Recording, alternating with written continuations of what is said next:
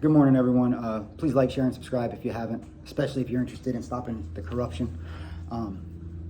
Anyhow, as I said this morning in the short video, that I'm going to make at least a video a day, maybe more, depending on, what's going on. And on this video, it's going to be is about my attorney, Kevin Pitts. Because understand, by the time I hired Kevin, I already had hired George Travato and Muskell Law, and had to fire them both. And by the time I hired Kevin, I knew, previous to that, I was lost in the sauce. By the time I hired Kevin, I knew what was up. I knew about the fraud. And I provided him with all of the information. And intuitively, I was guided not to pressure him. Because like I've said, I've known God has been with me throughout, that's what's kept me so strong, is my faith in God and my connection to God throughout this process. It's been incredibly difficult. And there's times where I've cried myself to sleep at night. And not to sleep, but I've cried, because it just hurt that bad. And I'm not a crier. I didn't shed one tear from the time I was 10 to 40 when Desiree did whatever she did, and I would cry every night like a little girl. And it almost feels good to cry, especially when you've gone so long without it. Anyhow, when it comes to Kevin, I was guided to not pressure him, because I could have forced his hand. I could have really, Kevin's pretty weak guy, he's operates out of fear, and he's driven by fear. And for that reason, I could have really got into his ass and made him defend me properly. But I was guided not to let him make his own bed, which he absolutely did.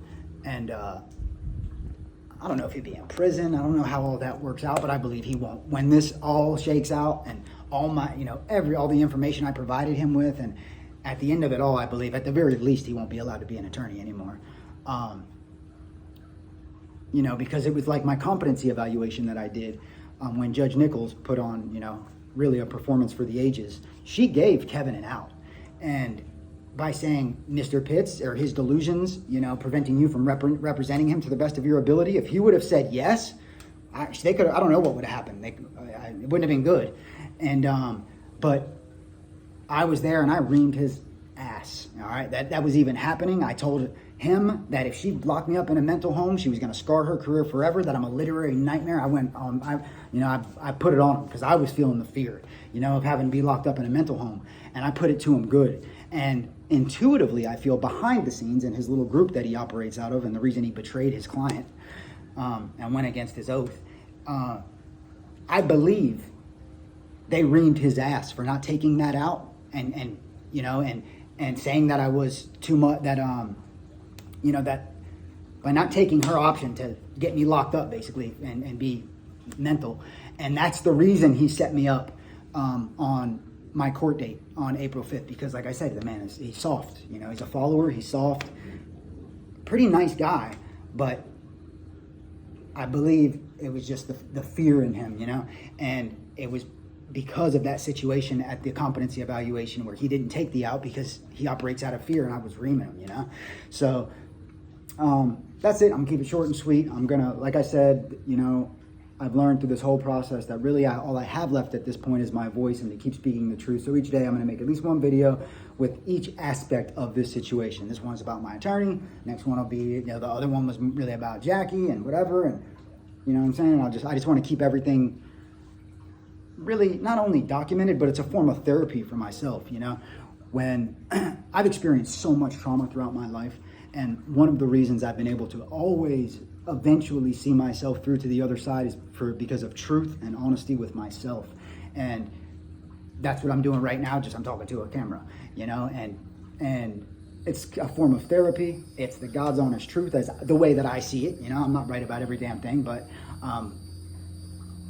a lot more accurate than most people would like to admit. So, and I firmly believe that. I believe I am 100% confident. I know I'm 100% confident. I believe I'm also very competent, and damn sure shouldn't have been in there for any competency evaluation, which was just disgraceful. I mean, I personally believe she made a mockery of her courtroom.